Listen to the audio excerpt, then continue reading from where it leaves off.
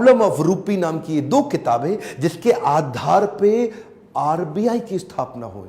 मैं दोबारा बोल दूं क्या? इन्होंने जो किताबें लिखी उसके आधार पे आरबीआई की स्थापना करी गई। कैन यू इमेजिन, भारत के सबसे निचले पायदान से आया एक यंग लड़का जिसकी कोई मदद करने वाला नहीं, आज उसकी बुद्धि पे आधारित हमारे कॉन्स्टिट्यूशन की स्थापना भी की जाएगी। इनकी ज्ञान, बुद्धि और कौशल का लोहा इंडियन लीडर्स और ब्रिटिश लीडर्स दोनों मानते थे। 1947 में भारत आजाद हुआ और गांधी जी के पास नेहरू अपनी पूरी कैबिनेट की लिस्ट लेकर के आए। जब नेहरू, जो कि स्वतंत्र भारत के पहले प्रधानमंत्री होने थे, पूरी कैबिनेट की लिस्ट लेके पहुंचे और बताया कि देखो इनको मैं तो तभी गांधी ने पूछा इसके अंदर बाबा साहब अंबेडकर का नाम कहां है? और वहीं थोड़ी उनकी बहस हुई और गांधी ने बोला कि नेहरू, ये तुम्हारी कैबिनेट नहीं है, ये आजाद भारत की कैबिनेट है। तभी उनको कानून मंत्री के रूप में लिया गया और न केवल कानून मंत्री बल्कि तुरंत जो ड्राफ्टिंग कमेटी थी इंडियन कॉन्स्टिट्यूशन की, उसका चेयरमैन भी बना दिया गया। इनकी इंटेलिजेंस के आगे कोई कुछ बोल नहीं सकता था। जो इनसे सहमत थे, असहमत थे, दोनों जानते थे कि इस आदमी में बुद्धि बहुत है। बहरहाल मन तो है कि मैं घंटों तक इनके विषय में बात करूं, एक्चुअली मन भरता नहीं है इनके विषय में बात करते हुए।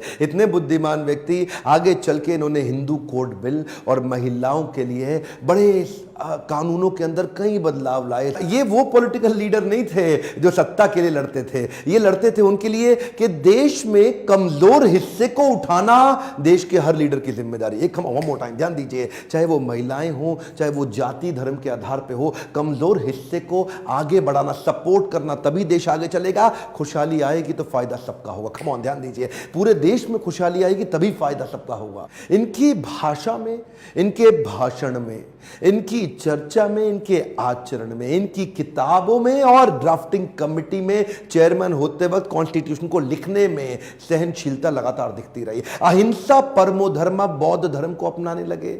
आत्मवत् सर्वभूतेषु, भागवत में बताया गया है कि बौद्ध धर्म में आत्मवत् सर्वभूतेषु, सभी जीवात्माओं को अपनी तरह देखना चाहिए। ये जो समान दृष्टि देने का उन्होंने प्रयास किया, ये उसके बाद ये बौद्ध धर्म को स्वीकार करने चले गए। आखिरी तक काम प्रेम से करते रहे, किसी से लड़ाई नहीं लड़ी। आपके लिए क्या मैसेज है इसमें? एक मैसेज लेके जाइए, education is the tool.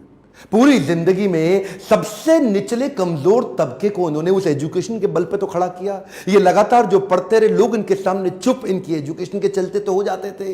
Colombia university आगे चल के इनको number 1 scholar in the world की उपाधि से नवाजा गया। देश ने इनको भारत रत्न दिया। एक बात समझ लीजिए, इनके बराबर लीडर पृथ्वी में गिनती की होते हैं, परसेंटेज में नहीं होते। लर्निंग क्या है? Education is the tool. Entertainment के तो बहुत चैनल होंगे यूट्यूब पे, पर मैंने एजुकेशन का चैनल बनाया, कोई एंटरटेनमेंट नहीं है इधर। और देश को भीमराव रामजी अंबेडकर के विषय में एजुकेट करना, उनके संघर्ष के बारे में बताना मेरी आपकी पूरे देश की जिम्मेदारी है। बताइए तो सही, लोगों को कैसे संघर्ष से उठ के खड़े हुए हैं।